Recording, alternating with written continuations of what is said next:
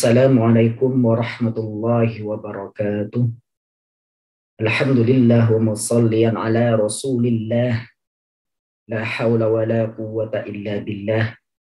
Rabbi shrah li sadari wa yassir li amri wahlul 'uqdatam min lisani yafqahu qawli. Alhamdulillah pada kesempatan kali ini kita bisa bersama-sama thalabul ilmi mempelajari Al-Quranul Karim sebagai kitab Allah dan mukjizat Rasulullah. Mudah-mudahan senantiasa kita semua diberikan ridho, kemudahan oleh Allah Subhanahu wa Ta'ala untuk mempelajari, memahami, dan mengamalkan ilmu Al-Quran.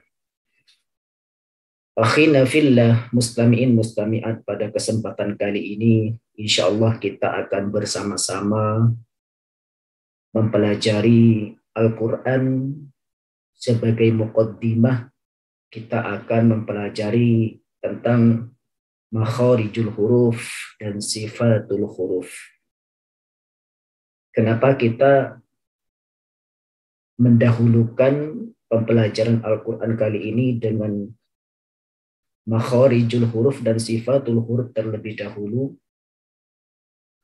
Karena kita sangat penting sekali sejak dini, sejak awal kita harus menyempurnakan bagaimana cara pengucapan huruf demi huruf, kata demi kata, kalimat demi kalimat. Jadi kita sebelum mempelajari ahkam atau hukum-hukum di dalam Al-Quran, maka utamanya kita itu terlebih dahulu memahami, menyempurnakan cara pengucapan huruf demi huruf yang disebut dengan makhraj dan sifat. Akhina fillah mustami'in mustami'at. Insyaallah pertemuan pertama ini kita akan bersama-sama nanti belajar tentang makhraj dan sifat. Kenapa kita harus mendahulukan makhraj dan sifat? Karena tentu sangat jelas apabila kita membaca Al-Quran, salah satu huruf yang nanti akan kita ucapkan di dalam ayat tersebut tertukar, maka tentunya secara terjemah itu menjadi fatal. Pada kesempatan kali ini saya coba akan memberikan gambaran saja salah satu ayat di dalam Al-Quran yang berbunyi seperti ini. Ya ayyuhalladzina amanu la taqrabus salata wa antum sukara. Al-ayah yang mana artinya jangan pernah kalian itu mendekati sholat sedangkan kalian dalam keadaan mabuk atau tidak tersadarkan diri. Di sini yang perlu saya sampaikan, ketika kita salah membaca huruf di dalam kata sukaro. Sukaro ini menggunakan huruf sin. Bagaimana nanti kalau kita membaca sin ini menjadi shin? Sukaro dibaca syukaro. Tentunya secara arti menjadi fatal sekali. Yang mana semula tadi sukaro itu memiliki arti mabuk. Tapi kalau kita ganti dengan shin, itu menjadi kita bersyukur. Misalnya, wa antum syukaro. Dan kalian dalam keadaan bersyukur. Kalau kita membaca atau mengulang kembali dari ayat dari awal, la taqrabus salata wa antum syukara. Misalnya sin diganti menjadi shin. Jangan pernah kalian mendekati salat sedangkan kalian dalam keadaan bersyukur. Ini sebagai gambaran saja kesalahan huruf di saat kita membaca Al-Quran, apalagi huruf-huruf yang mudah tertukar. Misalnya sin dan shin, sad, fa. Ini huruf yang mudah tertukar. Misalnya di ayat yang lain ada bunyi seperti ini. Washkuru ni'matallah. Kemudian kita tukar menjadi sin. Waskuru ni'matallah. Yang mana semula washkuru ni'matallah itu artinya adalah bersyukurlah kalian dengan nikmatnya Allah. Namun apabila kita tertukar dalam keadaan sengaja dan betul-betul kita tahu bahwa ini shin, lalu kita ganti dengan sin, menjadi waskuru ni'matallah misalnya. Itu artinya bersyukurlah. Yang seharusnya bersyukurlah. Tapi karena kita mengganti menjadi huruf sin, maka artinya bermabuk-mabuklah kalian dengan nikmatnya Allah. Na'udzubillah. Ini yang kita khawatirkan, akhina fillah mustamin mustami'at, kita selaku pecinta Al-Quran, yang tentunya kita harapkan syafaat dari Al-Quran itu, kita keselamatan kita di dunia sampai di akhirat. Oleh karenanya mari kita selalu belajar dan terus belajar. Maka kesempatan kali ini insya Allah di video selanjutnya ini kita akan belajar tentang makhraj dan sifat yang nantinya akan disampaikan oleh pemateri kita yaitu Al-Ustadz Dwi Ari. Mungkin ini sebagai muqaddimah dari saya, mudah-mudahan menjadi motivasi untuk kita agar kita selalu terus semangat dan semangat untuk belajar ilmu Al-Quran tanpa batas. Betul-betul kita di kemudian hari nanti mampu membaca Al-Quran sebagaimana yang telah diajarkan oleh Rasulullah SAW. Akhirul kalam, wallahu a'lam bishawab, wabillahi taufiq wal hidayah. Wassalamualaikum warahmatullahi wabarakatuh. Assalamualaikum warahmatullahi wabarakatuh. Alhamdulillah wa syukrulillah, la hawla wa la quwwata illa billah. Allahumma salli ala sayyidina Muhammad wa ala alihi wa sahbihi ajma'in. Subhanaka la ilma lana illa ma 'allamtana innaka antal alimul hakim. Qala Allah ta'ala fi kitabil karim wa rattilil qur'ana tartila. Wa qala Rasulullah sallallahu alaihi wasallam khairukum man ta'allama al-Qur'an wa 'allamah. Akhina fillah rahimakumullah. Disyukur kita panjatkan kehadirat Allah Subhanahu wa taala. Pada kesempatan kali ini ya akan kami sampaikan video yang pertama tentang makharijul huruf, di mana makhraj dan sifatul huruf ini adalah materi yang utama di antara materi-materi penting tentang ilmu Al-Qur'an. Akhina fillah rahimakumullah. Untuk makharijul huruf sendiri artinya tempat keluarnya huruf hijaiyah, di mana ada dua macam. Yang pertama ditinjau dari secara umum, yang pertama secara umum, yang kedua secara khusus. Adapun makhraj secara umum itu ada 5. Yang pertama yaitu al-jauf, yang artinya rongga tenggorokan dan rongga mulut. Yang kedua al-halq, yang artinya tenggorokan. Yang ketiga al-lisan, yang artinya lidah. Yang keempat yaitu asy-syafatan atau asy-syafatain, artinya dua bibir. Dan yang terakhir al-khusyum atau rongga hidung. Dari 5 makhraj ini ya akan diperinci menjadi makhraj-makhraj di mana jumlahnya ada 17, atau makhraj ditinjau dari secara khusus ya ada 17 makhraj. Dari al-jauf ada 1 makhraj, dari al-halq nanti ada 3 makhraj, kemudian al-lisan ini yang paling banyak makhrajnya, jumlahnya ada 10 makhraj, kemudian asy-syafatan ada 2 makhraj, dan al-khusyum ada 1 makhraj. Jadi kesimpulannya, makhraj secara umum ada 5, adapun secara khusus ada 17. Akhirna fillah rahimakumullah. Untuk berikutnya kita akan bahas satu persatu makhraj secara khusus. Yang pertama yaitu al-jauf, yang artinya rongga tenggorokan dan rongga mulut. Adapun makhrajnya di sini tadi ada 1, sedangkan hurufnya ada 3 yang dikenal dengan nama huruf mad atau hawaiyah, sehingga ada rumus untuk bisa mempercepat menghafal. Untuk al-jauf itu yaitu R13 ya. Jadi prakteknya untuk al-jauf itu ketika alif yang sebelumnya berharokat fathah, waw sukun yang sebelumnya berharokat dhammah, dan ya sukun yang sebelumnya berharokat kasroh. Contoh, a, u, I. Jadi huruf-huruf tersebut melewati rongga tenggorokan dan rongga mulut. Kemudian untuk yang kedua, makhraj yang kedua terletak di tenggorokan atau al-halq. Di tenggorokan tersebut ada 3 makhraj, 3 tempat keluar. Yang pertama yaitu tenggorokan yang bawah, ya. Yang kedua tenggorokan yang tengah dan tenggorokan yang atas. Adapun hurufnya yang terletak di tenggorokan itu ada 6, ya. Yang tenggorokan bawah hurufnya hamzah, ha, a, ha, ya. Kemudian makhraj yang ketiga, tenggorokan yang tengah, hurufnya juga ada 2, yaitu ain, ha, a, ha.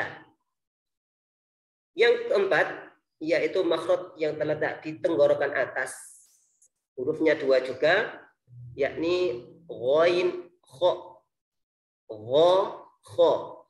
Huruf tersebut dikenal sebagai halqiyah karena makhrajnya terletak di halq, tenggorokan. Kemudian makhraj yang kelima itu terletak di al-lisan, di mana lisan tadi memiliki 10 makhraj. Nah, makhraj yang kelima yaitu terletak di pangkal lidah kita dengan langit-langit yang atas. Ya, langit-langit kita ada yang lunak, ada yang keras. Qaf ini tepatnya di langit-langit yang lunak. Hurufnya 1 yaitu qaf, qa, qi, u, baqa. Yang kedua atau yang keenam, ya.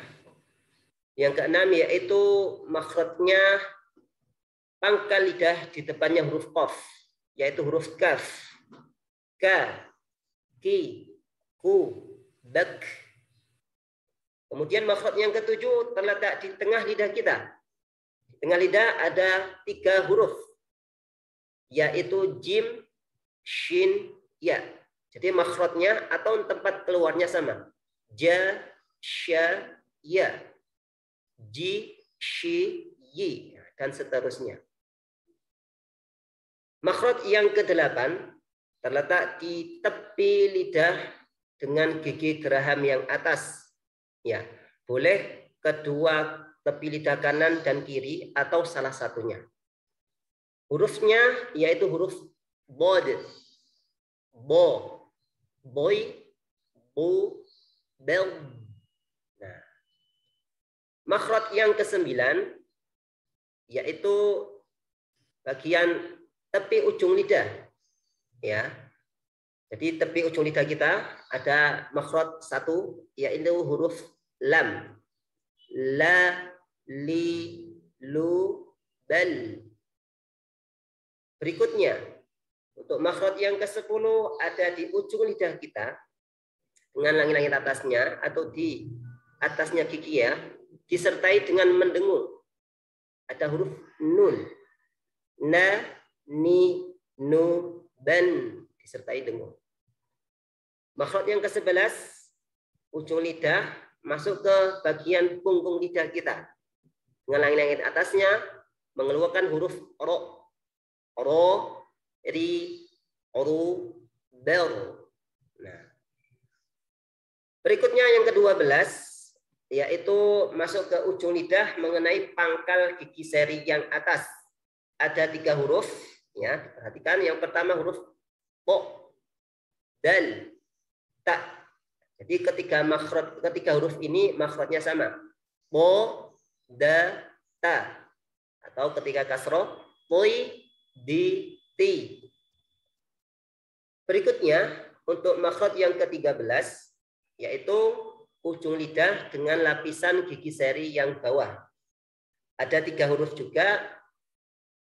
Sod, zai, sin.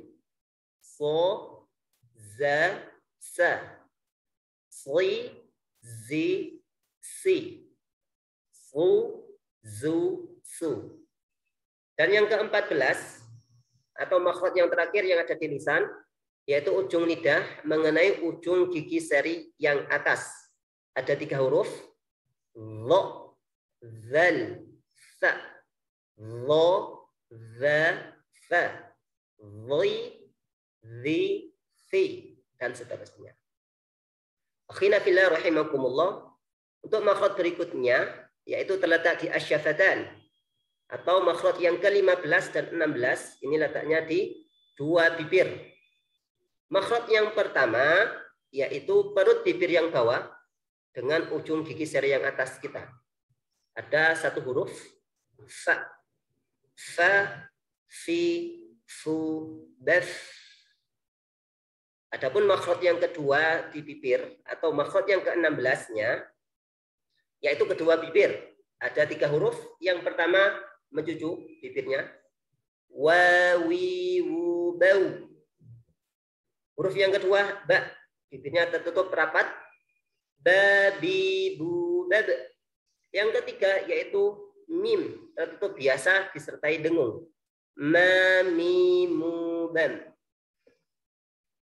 Baik, berikutnya yang terakhir makhraj yang ke-17 terletak di rongga hidung kita atau al-khasyum.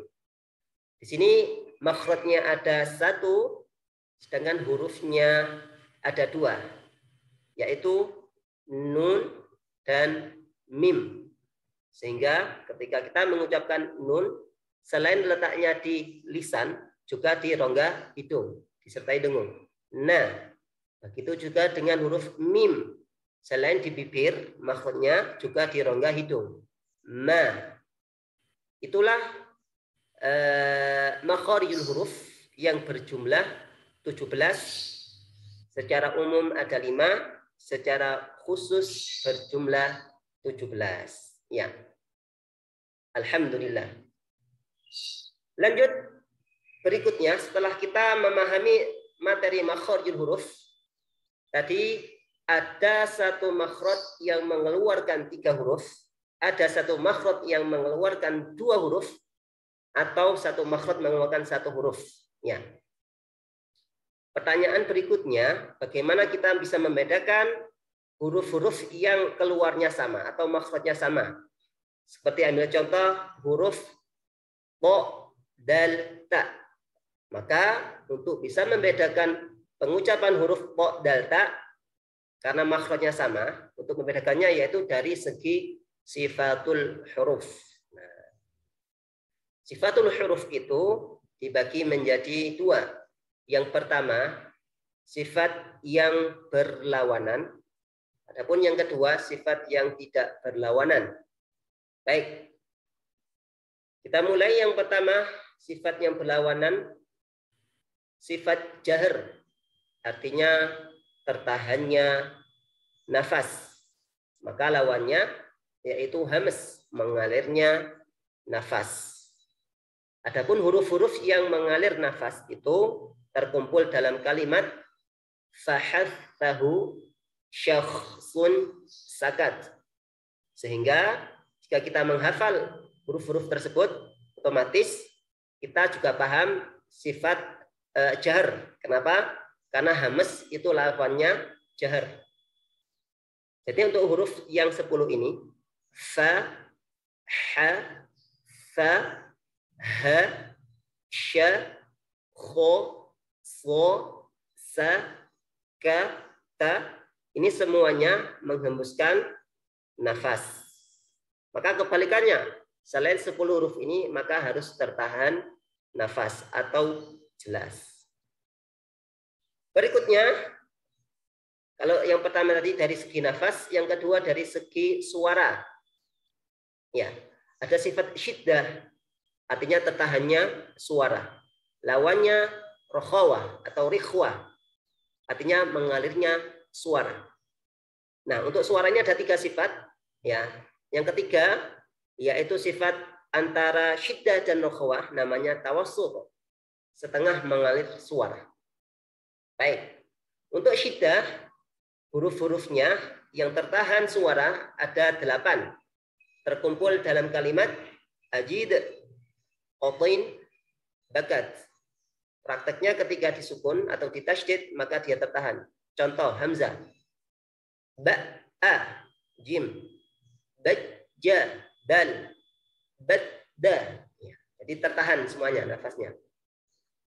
Untuk yang rikhwah atau yang rokhwah, ya hurufnya ada khudh, ghasa, hadzin, fuddah, syausa, ziji, sahin. Jadi untuk menghafal supaya mudah, kita ambil yang hurufnya sedikit saja. Apa? Yaitu sifat yang syiddah, ajid, qatin, bakat. Yang kedua yang tawassut, yang setengah mengalir suara, yaitu 5 huruf saja. Lin, umel. Ya, yang kita hafalkan yang syiddah sama yang tawassut. Untuk yang lin umar, prakteknya setengah aliran suara. Contoh lam, la lilu bal alhamdu. Untuk nun, an'amta. Untuk ain, na'budu. Mim, lakum dinukum.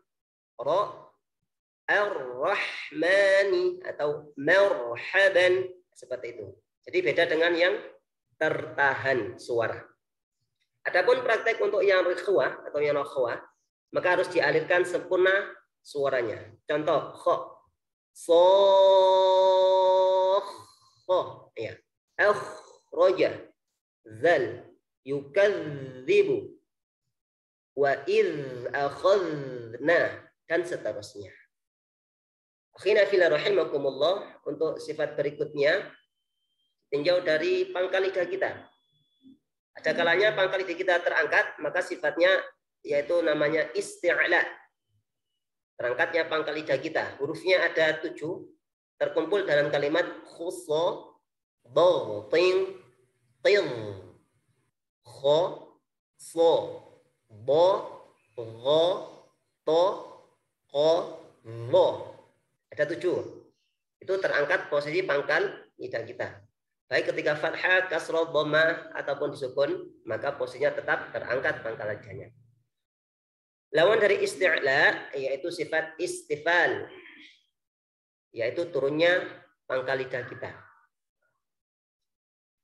Hurufnya selain 7 huruf tadi. Ya, maka hati-hati ketika mengucapkan huruf tipis, tidak boleh ditebalkan. Ya, begitu juga dengan sebaliknya. Ya. Untuk sifat berikutnya, ditinjau dari lidah bagian depan kita, ada yang melekat ke langit-langit, yaitu itbaq, atau yang terbuka, lidahnya merenggang. Lawannya yaitu infitah. Hurufnya apa saja yang itbaq? Ada 4. Yang pertama sod, bod, to, lo.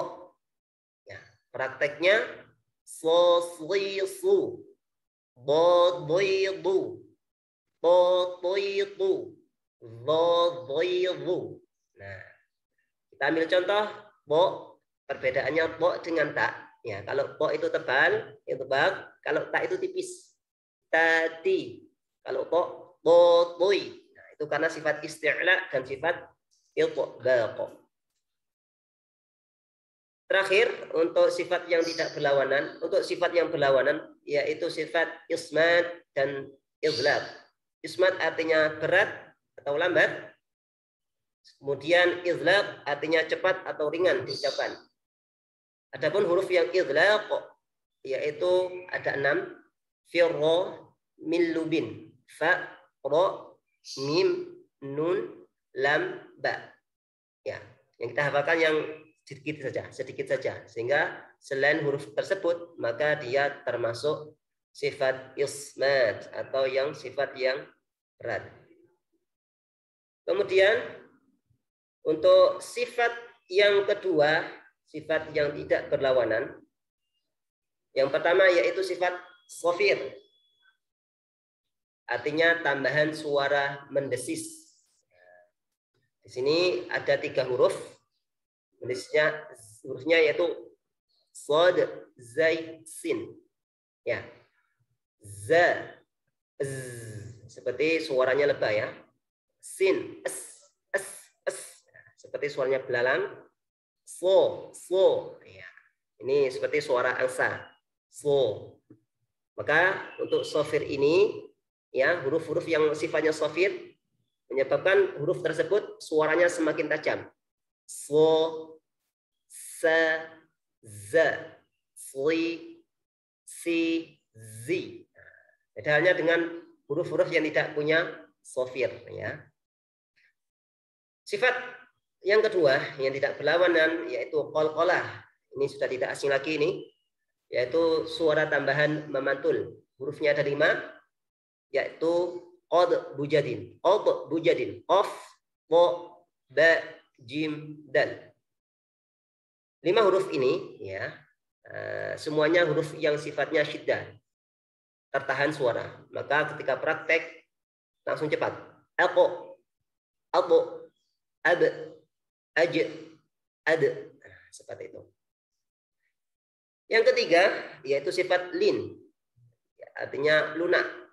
Hurufnya ada 2, ya sukun, waw sukun yang sebelumnya berharokat fathah.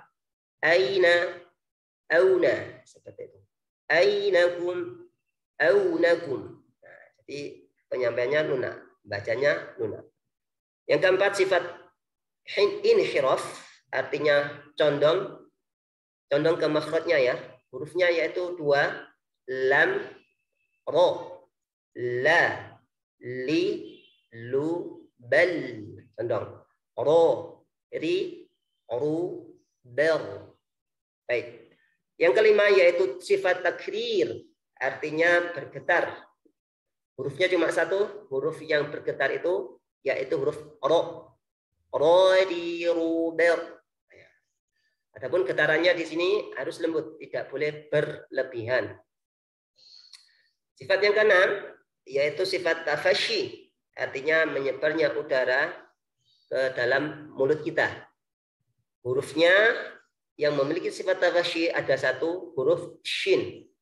Sya, shi, shu, bash. Yang ketujuh sifat istitalah, artinya memanjang pada makhrajnya, di mana hurufnya yang memiliki sifat istitolah ini huruf dhad. Yang kita bahas tadi, huruf dhad makhrajnya di tepi lidah dengan gigi geraham yang atas. Maka dari situlah memanjang. Bo, boy, bo, bel. Memanjang, ya. Contoh, fi tadlil, wadduha, waladhdallin. Ya, harus memanjang, tidak terputus. Dan yang terakhir untuk sifatul huruf yaitu gunnah atau mendengung. Hurufnya ada 2, mim dan nun. Jadi untuk mim itu makhrajnya al-khayshum, ya, otomatis sifatnya dia gunnah, mendengung. Alhamdulillah, pembahasan kita tentang makhraj dan sifat telah selesai. Mudah-mudahan yang sedikit ini bermanfaat. Kurang lebihnya mohon maaf. Wassalamualaikum warahmatullahi wabarakatuh.